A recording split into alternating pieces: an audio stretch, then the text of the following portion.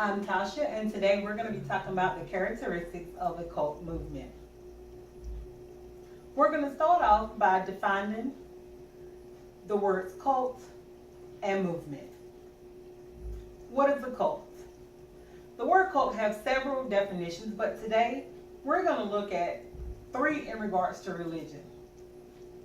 The first one is any set of people bound together by devotion to a particular sacred person, object, or ideology. The second definition we're looking at today, any religion considered false, unorthodox, or spurious. And the last definition we're looking at, any group offering alternative to the dominant spiritual tradition. Now that we've defined cult, let's move to the definition for movement. So what is a movement? A movement is simple. It's a group of people working together to advance their shared political, social, or artistic ideas. So now that we know what a cult is and what a movement is, let's see what the characteristics of a cult movement are. So what are the characteristics of a cult movement?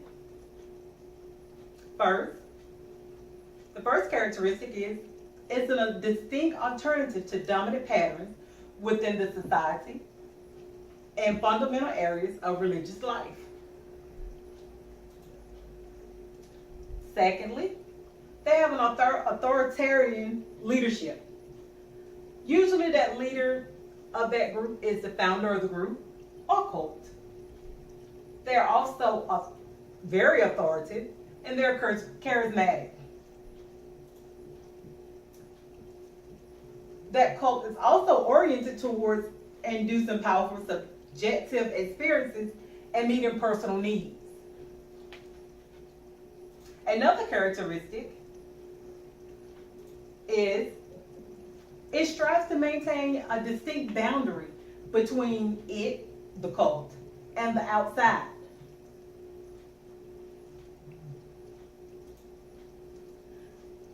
Also, it has a tendency to see itself as legitimated by long tradition of wisdom or practice of which it is only a current manifestation.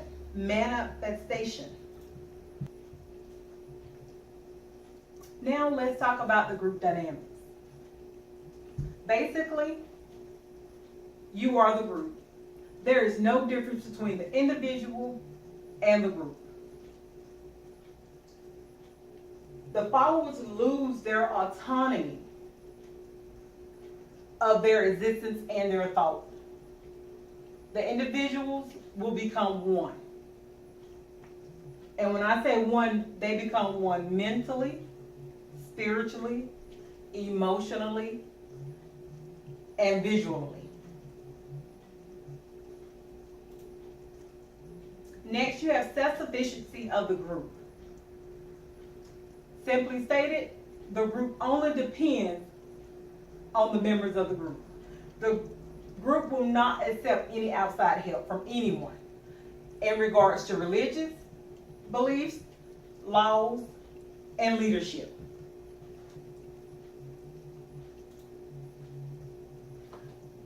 Lastly, we have restriction of the external and the internal.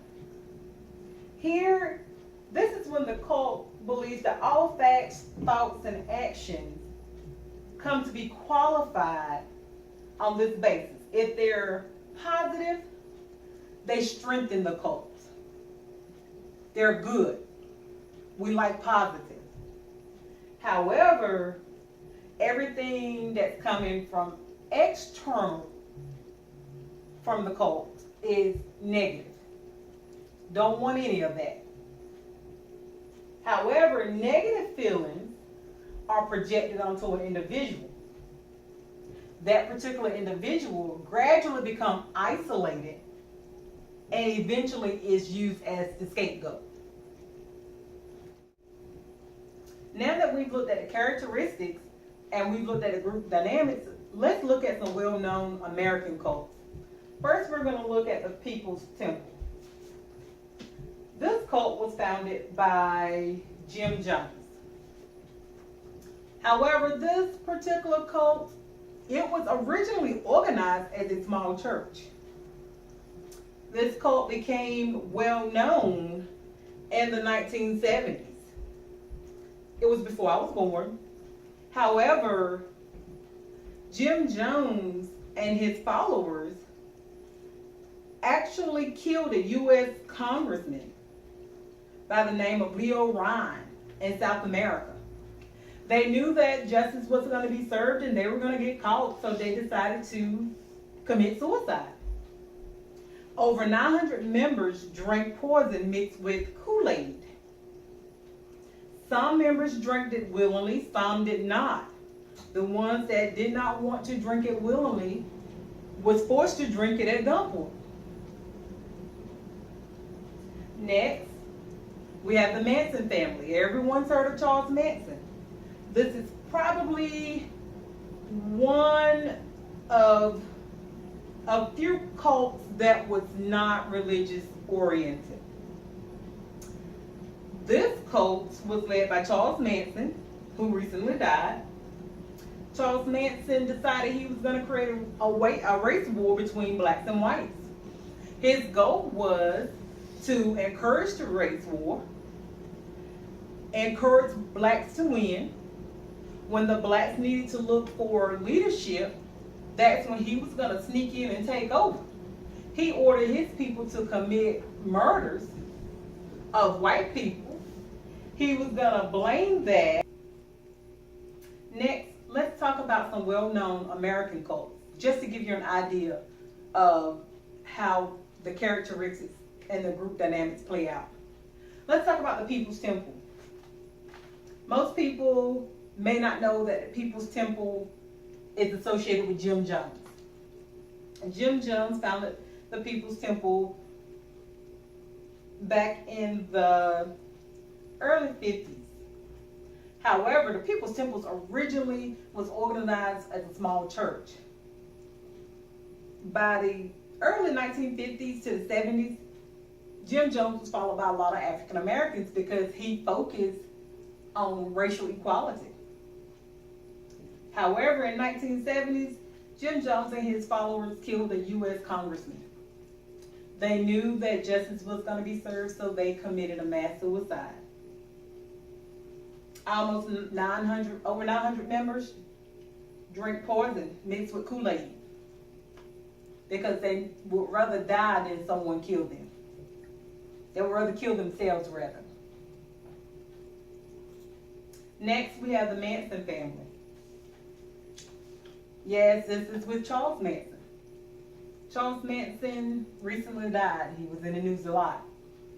This is probably one of the few cults that was not religiously organized, or based on religion, I should say. The Manson family dealt with race. Basically, Charles Manson decided he was going to create a race war between whites and blacks. He named this war after a Beatles song that's called Helter Skelter.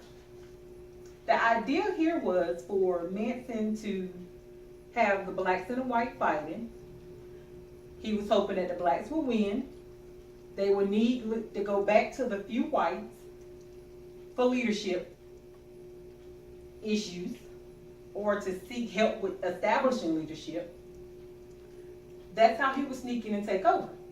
So he had his followers to go kill white people. He was going to blame it on the black people.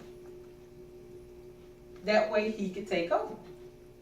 However, him and his followers were arrested, found guilty, imprisoned.